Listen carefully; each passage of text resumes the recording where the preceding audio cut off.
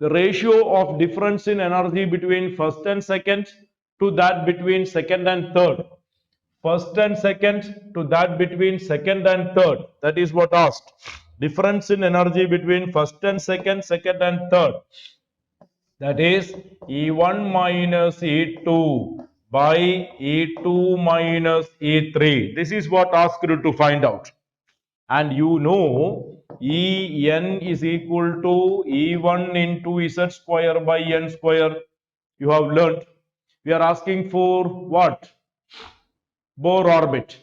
Asking for Bohr orbit. So he said you can take it as any particular atom.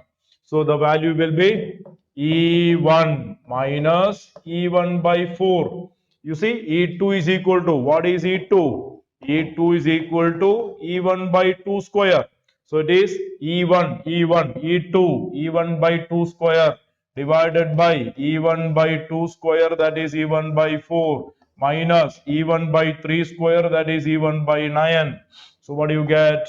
1 minus 1 by 4 by 1 by 4 minus 1 by 9. That is the answer.